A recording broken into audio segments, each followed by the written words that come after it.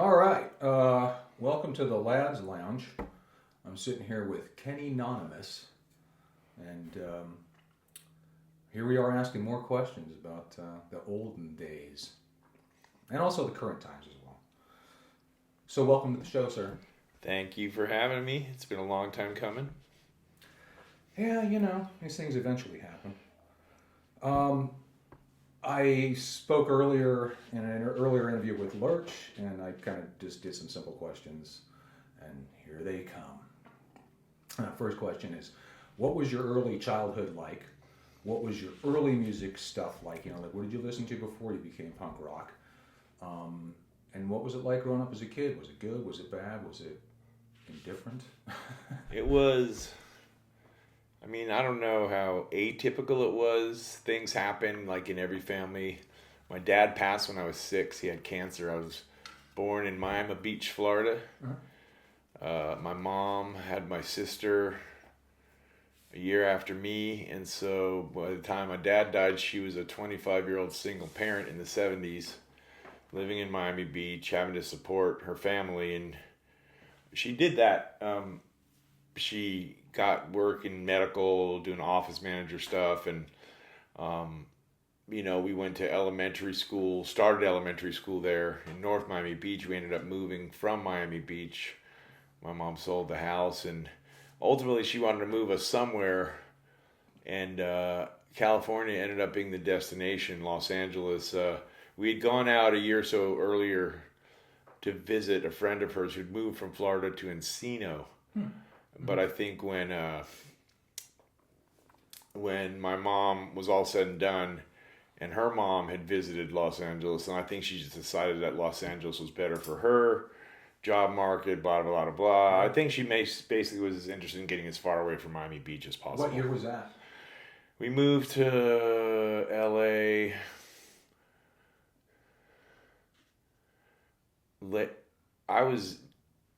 had just turned 10, so it was 1976. Okay. Late, August, September 76, I want to say. Yeah. So. And LA was still growing. It was a new place. It had gone through so many evolutions over many, many cycles, obviously, but it was the place to be in the late 60s and early 70s. I'm not going to say it wasn't, and part of me missed a lot of the stuff that I wish I would have been able to attend, mostly due to not even just being physically on the other side of the country, but my age. I wouldn't have necessarily been exposed to it. Moving to LA was very different because I was 10. I started 5th grade, and I don't know if I was necessarily developing any consciousness, but I very clearly remember being introduced to some kids on the first day of my school by my teacher at the time, who ended up not being a very good instructor with when you look back. But those 2 or 3 people are still some of my oldest friends in my life. Oh, wow. And fortunate, a lot of us are not here anymore, but I got exposed. My good friend Matt Gostin, Fats, as I call him, he and I were typical fucking nerds at the time, getting into skateboarding, adjacent to shooting off Estes rockets, collecting butterflies at Pan Pacific Park before it was Pan Pacific Park, when it was just a dirt wasteland. I said, started skateboarding, listening to music. Before I got to LA, the only music I was really exposed to, after my dad died, my uncle took me on these trips. To this island off the coast of South Florida. I was always into the ocean. I always loved the ocean and fish and shot. And it was 2 very memorable trips out there to this island. And it's kind of like fucking. It's a story that what's his name, Axel Terry from the Gears, says in his song about how he broke his arm when he was a kid or something, and jumping off some whatever, and his dad had to come pick him up, and he was saying, his dad was just like, listen to the radio, Terry, listen to the radio, and when that lyric came out, it definitely reminded me of that second trip to the island, because I had inadvertently stepped on a rusty nail. So this was like maybe the year, I was 9, maybe the year before I moved to Miami, and I remember driving back, I was like, why this? Why did this? Why are we doing? And my uncle's just listening to the music. And I remember the one song that came out with, at the time that really stuck with me was Cisco Kid by War. Oh, yeah. So that was like one of the first songs I'm like, oh. And of course, it wasn't long after that, and especially once I got into Los Angeles, where the radio, was something that I'd have on, but I didn't really know anything beyond what, say, the not great stuff my mom was listening to. And what was she listening to? My mom was listening to Barry Manilow, Neil Sedaka. She was listening to Barbra Streisand. And I liked some of those old scatty Barbra Streisand things. I mean, there was definitely, some gems and some of that, but it wasn't anything that really grabbed me. No. And at the time, I guess now we're talking like 77, 78, it's like the whole freaking disco thing is starting. Mm-hmm. But my friend Matt and I, in addition to nerding out in the other ways I described, had discovered Dr. Demento, which I'm pretty sure is a popular gateway drug. Dude, I'm telling you, I talked about this before. Dr. Demento, dude, like... Gateway drug to punk rock. We'd all get together the day after the show. I remember in the schoolyard, and everybody would sing Fish Heads. Well, it was only me and my friend Matt. Only me and my friend were that, because I didn't have a big circle, because I always kind of felt like the weird kid from Florida. Yeah. So there was a couple friends that I had, Matt, who I was introduced to that first day. Yeah. And he was my bud. We lived close enough apart, but he had a flourishing family, brothers and sisters. My home was like me and my sister and my depressed mother, who was a single parent at age 25. Yeah, sure. So it was awesome to go. We'd found, or Dr. Demento found us, or whatever it was, and then you're listening to these weird, crazy novelty songs from the 30s, 40s, and all of a sudden, frickin' Beat on the Brat comes on, right? Mm-hmm. Or Smart Patrol. Yeah. Any number of just, whether he just considered them novelty songs or he considered punk rock a novelty at the time is anyone's guess. But consistently, he played weird freaking music that was way more attractive to me than anything I'd ever heard before. And I didn't really get into any like traditional or pop or the type of people that like I remember that followed him, like dudes with like huge hair and top hats, and they would skateboard and they'd have the big hair flying out, with the freaking top hat. Like those are the types of people that I'd be like, what the fuck? They'd be rolling down the road and you're just like, holy shit, their hair's flying out of the back of his top hat. And you're like, what is on earth? And you find out, oh yeah, he's into Dr. Demento, he's into all the weird stuff, Like, a friend of mine was really like that I went to school with at junior high, and he was the dude that turned me on to the Tubes. But that was when the Tubes were like a freak band, man. They weren't on MTV at that point. To be honest with you, I still haven't even explored the Tubes after all these years. Man. But bands at that time, yeah. The things that when I did turn on the radio, it was things like Sweet. Or, Ballroom Blitz, or just like was it that I don't know. I can't even think of all the little songs. Yeah.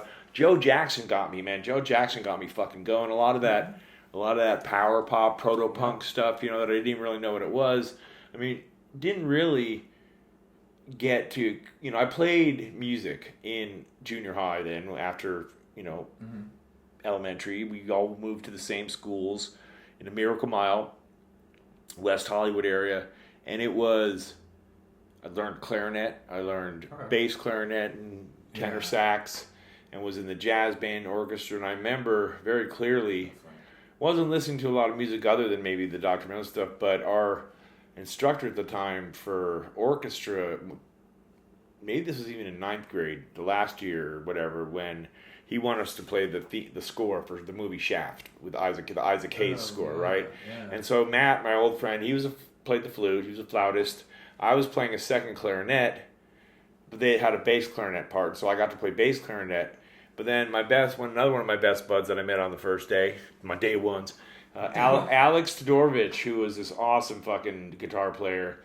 And it's the first time, other than being at his house, like seeing it in his orchestral setting, and he's playing the opening theme to Shaft with the wah-wah, wonk, wonk, wonk, wonk, wonk, and he's sitting right next to me.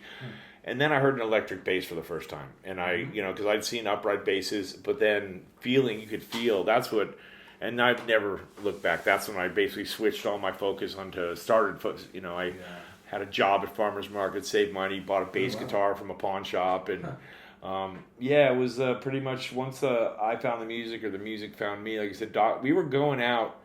I remember, we'd hear these bands, and we'd go to like when Vinyl Fetish was on La Brea before it moved up to Melrose, or we were always skating around because we were skate rats. So you'd find all those places just. Well, we'd pull flyers off. Well, we were pulling flyers off the poles of bands that looked interesting, not even thinking that it was right in our backyard. But thinking, oh, the Germs are playing, or whatever, because you'd see the flyers and just it was kind of cool. But then it was this kid, Bob Booth, Bob Bonehead, moved to the Los Angeles area and started going to our junior high school. And Bob Booth, who is an amazing individual, quite the character, one of the smartest men I know.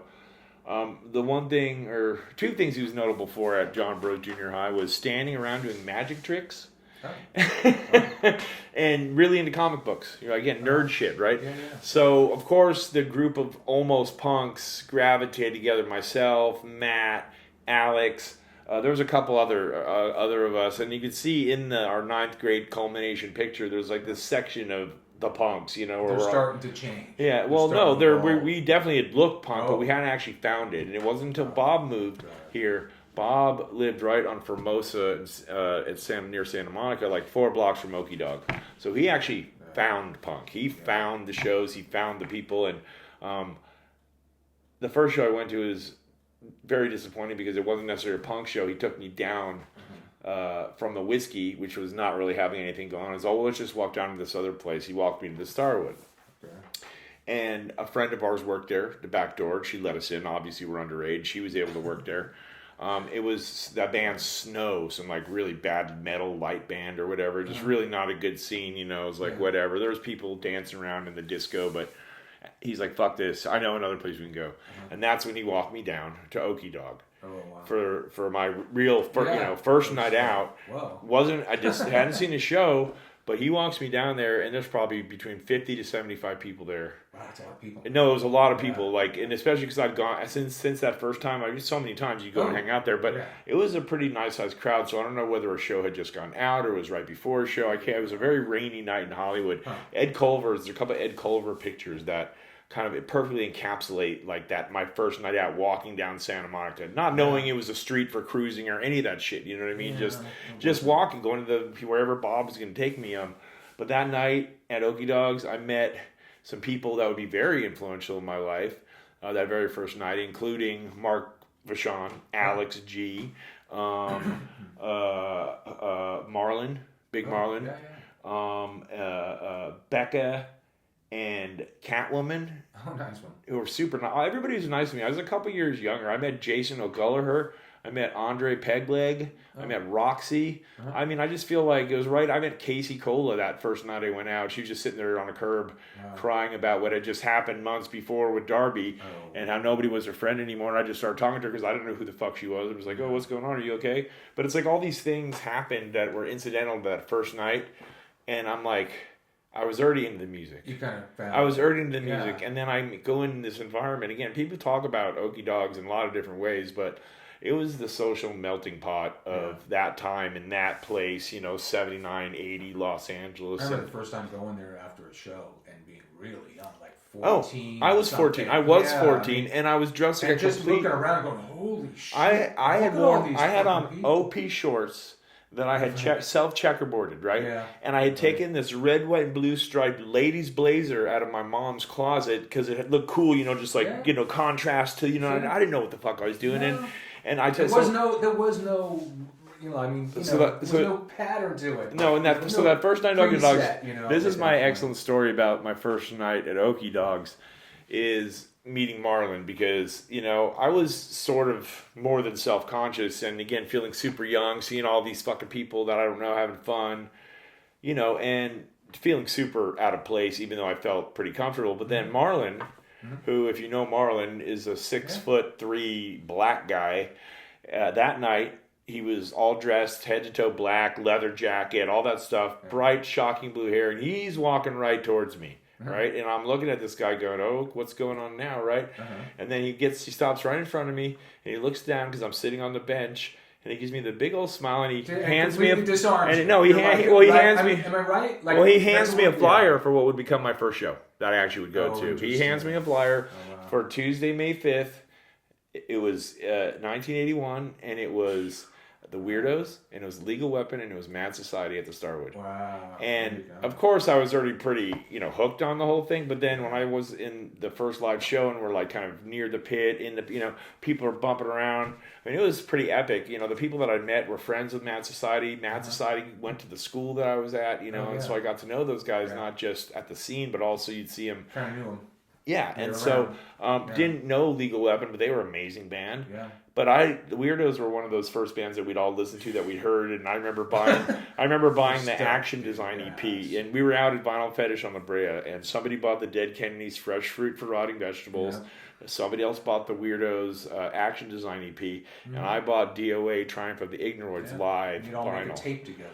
Right? I didn't even have a tape, but and I brought my DOA home because I knew my mom had a record player, and she didn't like it at all, but I still played Triumph of the Ignoroids, wore that shit down. Yeah. 4 songs, but 4 great DOA songs. Yeah. So finding the show and going to the show, and then everybody goes to Okie Dog after the show, and then it just became, you get inculcated into this, or marshaled into the scene, or whatever you want to call it back then. As far as me playing music was still maybe another, I was playing horns and stuff. I hadn't really made that jump into owning and buying a bass and, the whole idea of joining a band. That wasn't until my first year of high school when I was, 15. Yeah.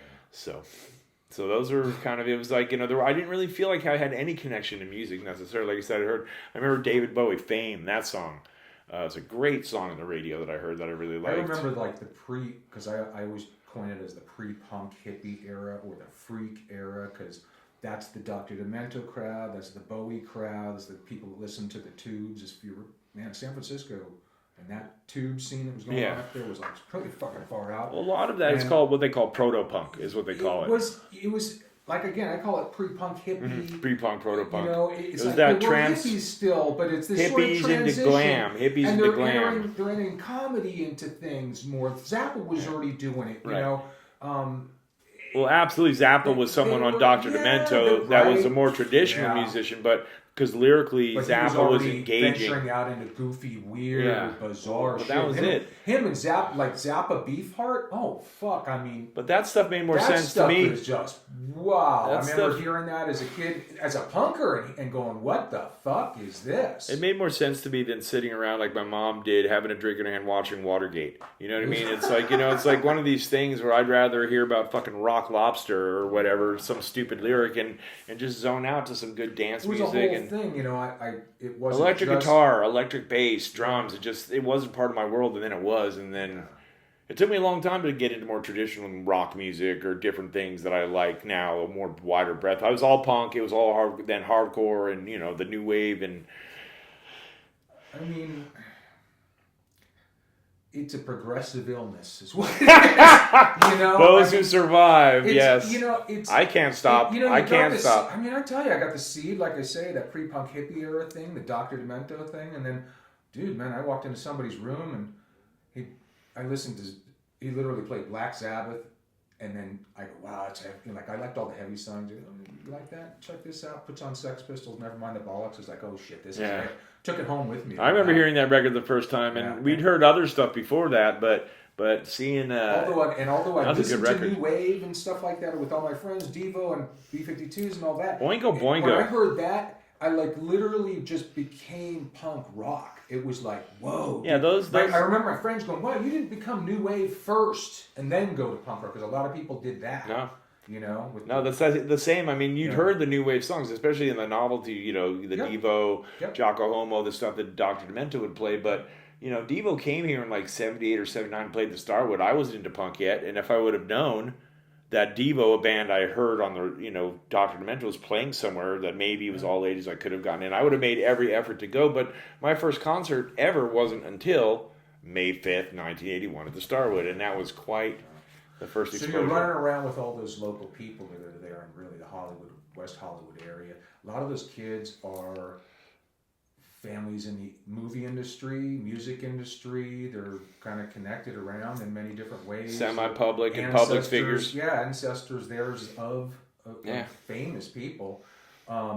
But they're just like everyone else, and they're into art, and they're into new shit, and they're the ones that would hang around exclusively because it was fucking something new, and it was something, you could make it what you wanted it to be. It was a little tribe of misfits, and again, especially in the early days, it didn't matter gay, straight, black, white. A lot of the art school kids, and there were a lot of women in punk who had to break a lot of fucking barriers. And if you go back historically, some of the strongest women in punk really paved the way for the breadth of music. Now, music is so subgenre. Before, you could put Gang of Four, the Buzzcocks, the Germs, the New York Dolls, and say, some band from Texas, the Big Boys, and they're all punk. You don't have the subgenres. Oh, that's skate punk, or that's this punk. What was weird to me, and I look Screamers. back, I still kind of find it weird in a way, is that it was very integrated. I mean, one of my first punk friends was black. Yes, same. My friend Tony. It's a part of function of neighborhoods. We can start talking about this. The other one was Asian,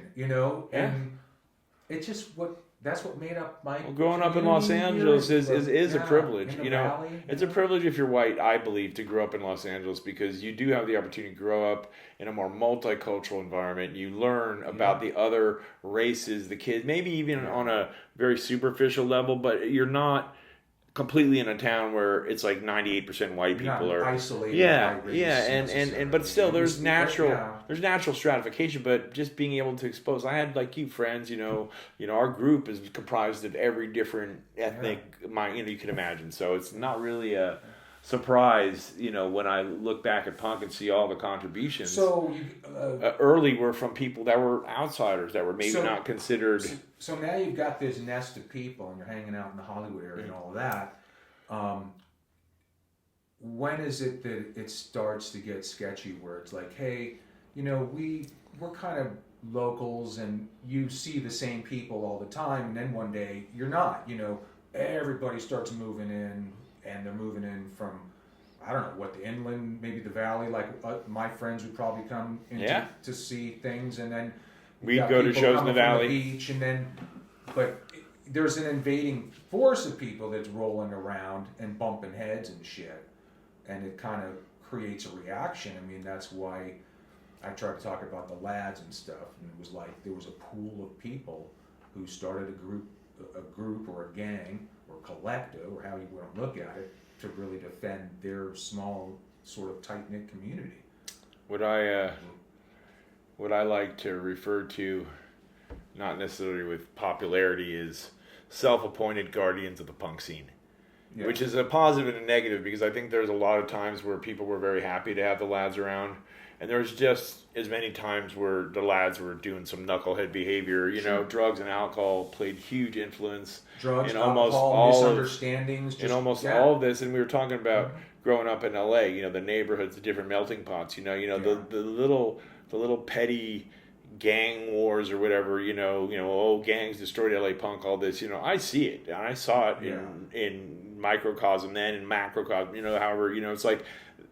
The idea, though, now when I look at it all, is like, if we would have grown up in the same neighborhood with these guys, or if they would have grown up in this, it wouldn't have been, we'd all probably been friends. We all ended up at the same shows anyway. Why were we fighting? And as a matter of fact, all of us had friends from different neighborhoods and different, whether it was groups or clubs or just people who lived in different neighborhoods. And boy, I sure hated that I didn't feel I could go to a certain place because someone might recognize me or one of my friends. I know somebody who's in the lads and has been with the lads for years and years and years. I won't mention his name, but he grew up in like Culver City. He says, man, if I grew up in West LA. He says to me, he goes, had my mom not moved to the valley, then I would have maybe been a suicidal. Well, same, I told you, would have been running with Venice or something. My family, my mom moved us into Miracle Mile. Okay. Which is, pretty privileged area, but then, times got tougher or whatever, and she ended up moving us to West LA. Mm-hmm. And so I was right there on the border of Culver City, and I went to high school first at Hamilton until I got chased out of there by angry African Americans one day. And I met a couple great punks there, like Jeff Long from Wasted Youth, Ken Mizels, Kenny No Chin, and Ernie and Winston from Y. I mean, the the strange thing was, again, all my friends stayed in that whole Miracle Mile. They went to Fairfax, and I ended up going there. I got kicked out of there, and they sent me to Uni High for 2 days, where I was chased out day 1 by suicidals, and then day 2, everybody showed up to pick me up for lunch. Then we all kind of fought in the street, and then I never went back to uni. And then finally, they got me into Fairfax. Lasted a year and a half there, took the proficiency, transferred to Whitman, got the hell out of school, joined the military. Yeah, it's kind of all happens super fast, and all the while in that background, we're all partying. I spent a year in New York, moved there with my band at the time, and so many things just you don't think about it. It just goes by so fast. My mom was checked out. Didn't recognize at the time. Of course, I'm rebellious. She's like, I'm a failed parent. But really, she was drinking herself to death because she's so depressed about my dad. So she felt she had no supervisory control over me. And in a sense, she didn't. I mean, I was compliant up to a certain point. She gave me a bus pass, was her first mistake. So I could pretty much get anywhere to any shows. Or getting back, that was always the challenge. And so I'd get home late. And she'd be fucking drunk as shit and wanting to beat the crap out of me. What the hell's going on? Yeah, and I get to a point. I've already seen that commercial. Remember the commercial? It would come on at 10 o'clock and say, "Do you know where your it's 10 children o'clock. is?" You're freaking Sheldon. What do you mean? Like, dude, that's parenting, man. Woo. Yeah, it's pathetic. the reality was, and I don't know if you had this going on, and I know it happened to a lot of kids. My mom thought that, and I guess maybe this was in drunkenness or whatever, that physical abuse was the best way to try and rein me in, and so she would hit me, she would beat me and try to beat me, and it ultimately became a point where I became her size or bigger, and I was able to block her punches, which would hurt her arm. I never, I grew up as raised by women. I've never punched a woman, hit a woman, because it's like, there's obvious, not that many women couldn't deserve, like many men can deserve a nice punch in the face, but there's just certain, I don't know, maybe I was raised to have that kind of respect, I just was told not to do that. Yeah, and get socked if I did do that when I was a kid, and I just didn't do that. And some broads coming to stab me, that's a different story. You know what I mean? But unfortunately, I've not been in that situation either. If you're gonna have that much frustration, what are you there for? Get the fuck out. Go somewhere else. Hit the road, Jack. Rita, stick around for that type of misery. Anyways, let's see here. If I can, we're more like I said, I found like that whole neighborhood bullshit, like 10 years, 20 years, now 30, 40 years removed from it all. It's like we all see each other at the shows. The people who are still alive, we go to the fucking shows. We go see our friends' bands. We start new bands. And so I see the suicidals. I see the Circle One guys. I see all the people that friends. Punk rock. I mean, friends. They're not. There's not a negative piece of it. Punk rock started as sort of a faddish thing. I remember my mother saying, "It's gonna just blow by." Oh, that's what they all said. Yeah, but it's really turned into a full-blown lifestyle. We're different from the civilian. I do see it being different. There, people, what they value, what they're into. Just come on, I just don't get it. So that said, how did punk rock prepare you for like the civilian end of things? That means going out and getting a job, figuring out what the fuck to eat every night. Jesus Christ! Nothing prepared me for any of that shit. Nothing prepares you. It's all experiential. You got to do it. I lucked into my career because I needed work. I'd hurt myself, so I couldn't really do physical labor. I was smart, but I didn't have any complete training or any high school diploma. I got my GED when I was in the military, and I've got college beyond that, but it was not something that as a I didn't have a lot of job prospects when I came out of the Army and I moved to San Francisco, other than I knew computers. Right. So I had familiarity with computers in the late 80s before the internet in the mid 90s. So I was able to hook on into marketing research and just really, which was a kind of a fly-by-night job, like when in SF, it was like being a bike messenger. It was like being a dispatcher. A lot of different jobs. You work from this one and that one. And you're in a back room, I just ended up, I just had some kind of aptitude, for talking to people. I started interviewing, just first residential telephone interviewing, and then they'd fly me around to do different fucking interviews with business people and do trainings. And I did that for basically, better part of 35 years as a professional, was married, divorced, married, divorced, married, I have some amazing adult children. And I don't think anything really prepares you. I mean, I guess you could say if you have a core set of parents who are dedicated to raising you and, in a way that does prepare you, or whether they have the resources and mindset to guide teenagers through all the troubled times to get them to a point where, okay, we're going to college, you're wonderful, we'll see you in 6 months or whatever. But that wasn't my story. Yeah. My story was, California high school proficiency, jobs here, there, ice cream shops, whatever, until I went to the military. You navigated as you went. And then the military gave me that little discipline, and I was able to hold down a job. How about this question? So, like I said, punk rock sort of prepared you. No, what it did, because... Well, critical thinking skills. Wait a second here. Because punk rock is all about do it yourself. Well, for sure. So you figured it out, and you did it yourself in your own little way. Yeah. Like you said, you didn't go to run off to the university and do all these things, but you learned as you needed to. You pick up skills along the way. You pay attention. You show up, and that's the thing. Half of it is DIY thing. That's kind of what I'm talking about. Ethic, work ethic. Right? I mean, these are things that like change. They're not constant. Like for some people, that's all they live for is work, and some people all they live for is hedonism, and some people just want to have fun. And it's like really, when you find whatever balance you find, the skills come with it. I remember when my first child was born, and he's this little tiny little baby, and he's in the bed right there next to you, and just instinctually, you're not going to roll over and crush this little baby, when you're asleep. And you learn. These are like little things you learn. And, when you see the kid stick the fork in the electrical socket, then to get the electrical socket covers, And so, the thing about it all, though, is I have not tapped out from the punk scene. I've been involved. I've been invested in bands, but that's not everybody's story. I'm just saying, like, the scene just sort of, like, caved in. It does. It's like a roller coaster. And every once in a while there'd be a show here and there. Don't get me wrong, but the people that would come out all the time in those days did not. They started to dwindle. There wasn't as many. So when I go out, I'd be like,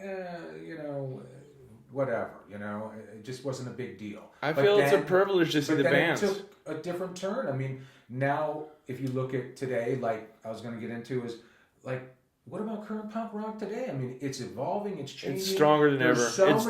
It's different, but it's stronger than ever. Mostly because there's less cracks to slip through, and there's more pathways that have been built for the newer bands. There's more avenues, and I go back. It's not an unpopular opinion to 1991 when Nirvana and Green Day kicked the fucking door open to this indie alternative. Sure. A lot of other fucking bands snuck in that door, like say Bad Religion, and just different bands that expanded the repertoire of what was allowed to be played on the radio. Also, too, I mean... but I mean, this is important because the 90s kind of restarted that whole resurgence of underground. The Gilman Street scene was dead. The fucking nowhere to play in fucking LA, pay to play, glam rock was going on the way out. And then you'd have the bands like Dinosaur Jr., the whole grunge scene coming out of Seattle, bands like the Gits, who'd been playing forever, finally getting the recognition they deserve. There's so many bands playing right now, new bands that none of us have heard of yet, that are going to be so good in 1 year, and we're going to be like, where the fuck did this band come from? The other thing, too, is I see now is like the internet gave them all way more accessibility. It started with desktop publishing, but yes, the internet. Look, for the person, the group, the gathering of musicians that they can't hop on the road in a van and pump out the clubs like it was done back in the olden days, nor do they need to anymore. Well, there's more, but they can. They can, though, still. But there's models, pathways. People that couldn't do that can still become musicians in their own right in their own bedroom, on YouTube or wherever. Well, that's been the same thing and since... it spins off into a whole concert. I've seen people do that. Well, you see the controversy now about the AI actress who just got signed to a $3 million contract or whatever. The fact that kids can do whatever they want in their bedroom is a mixed blessing. And I just tried to allude to this. When the personal computer and desktop publishing came out, and well before the internet, it was people could print things and people could write their manifestos and write their self-publish. And the internet again took it to another level. Mm-hmm. Social media takes it to another level, and then the extent to which people interact with the new technologies opens up so many more tools. I tried to dabble into AI, and I have nothing against AI necessarily, but it's just so vast, and like to be able to have to spend the amount of mental energy I would need to make it useful to me and it's just, and now you're just kind of left behind if you don't keep up with this stuff in a way. I think there's going to be, just like many other genres.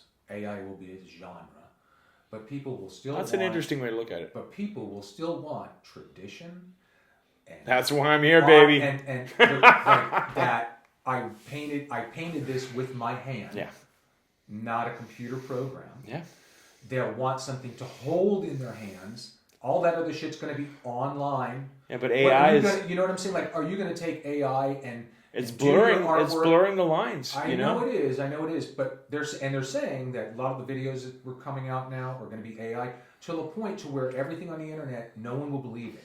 Because they'll go, it'll be so good. They'll go, I don't know if I believe it. Don't believe. Is this real? Is it not? The internet will not be a place to go and get like facts because of AI. But you're going to have a whole segment that's going to rebel against that, and they're going to have, like I said, again, people getting together at the local pub or the local, coffee house, and they're going to still be doing the artwork by hand. And they're still going to be doing music by hand, and not AI generated, and that's what's going to make it. And right now, like as long as we're not locked down in our houses. Man, the CD market now is starting to go up. It went to zero. I mean, dollars a CD. Now it's back to normal traditional prices, 10 to 20 to $30 a piece. And the reason being is because it's the master copy. It's not AI enhanced. It's not compressed. And if you want to hear something in its true form, that's where you're going to get it. Well, in its truest form as a digital recording, right? Yes. Okay, that's where you're going to get it. And then not only that, you get something to hold and a little fold out to fucking touch. Yeah. Because there's generations of people. Can't touch no robot. You can at least there's laws, you can right? Touch your screen, you can touch your screen only so much and yourself only so much. Only you touch just it. become bored. Yeah, you want to have that gate fold. I'm sorry, but no. And it's a novelty too. It's like you actually hold something in your hand. It's a physical thing. I still love buying vinyl records whenever I go to shows, and I do. I love going to shows. I love seeing bands, and discovering new bands is the best, and there's tons of them. So, people should definitely continue to seek out the music they love, or whatever it is they love. But if you've always liked punk music, don't give up, because the kids will have their say. Yeah. As we all age out. It's crazy. You go to shows. I go to shows now, and we're there and. A little older. Yeah, but it's still the same people. What shocks me is you got kids who are there at 19, 18, 20, still coming in, still getting fed into the pipe of the punk rock scene. Well, their dad is showing it. Their dad's taking them out. Look, you went and saw your son play. I did. My son had a record release Friday night at the Redwood, and I came down for it. It was amazing and fun. Do you want to give their name? They're all right. No, I'll let them coast on their own fucking laurels. So they're called the Blurry Stars. Sorry, Sebastian. I'm kidding. All right. So that's the Blurry Stars. The Blurry Stars. But like the proud dad is standing there watching his son play punk rock, and he grew up playing punk rock. Well, and Punk Rock Mom was there too. Becca was there. I mean, it was a great night. You were there. It was just fucking a great night of punk rock mayhem. Even if it wasn't like necessarily our punk, but they brought a lot of people out, and that's the thing. Going out, you never know what you're going to hear, and if you don't get in the show, if you don't go to the show, so it doesn't matter if you don't have fucking tickets, if you don't have money, you just fucking go to the show, and magic can happen. Right? Magic! How many times did you go to a show with nothing, not even to stick a gum? I'm the guy. And meanwhile, you got into the show, or you just at least hung out front even, fuck it. James, they're all out there anyways. James, I'm the guy who buys tickets for the show and then still tries to sneak in so I can give my tickets away. Nope. Anyways, that's pretty much it. I guess those are the questions. Did you have anything you want to mention? No, I mean, not really, but I'll just, like Keith says, listen to the germs. Fucking, do your art, live your art, be your life, live your life, and not just question authority, question everything. The punk rocker in me remembers the oppression of being a kid in our then America, the late 70s and 80s, and having to fight through the initial threats in my brain of nuclear war and all these crazy things that form your psyche as a kid. And then when you become an adult, and even though I've done my punk stuff and put out records and all these things, the more traditional things, being a parent, a worker, home on whatever, those things become concerns too. And so there's a balance. And, fortunately, my kids are now all launched or whatever you want to say. They're all in college or doing their things, and I get a chance to sort of devolve. And I've been just spending a lot more time going to shows and playing my music and trying to see friends. And I was in the Navy and I traveled all around the world. And one of the things I learned is it's the same wherever you go. People are working and fucking and eating and drinking and living life their own way, doing their own thing, cutting their own path. We just need to see each other as the same. Well, we are. I mean, more alike than not, I guess we could say. We all come from the same thing, really.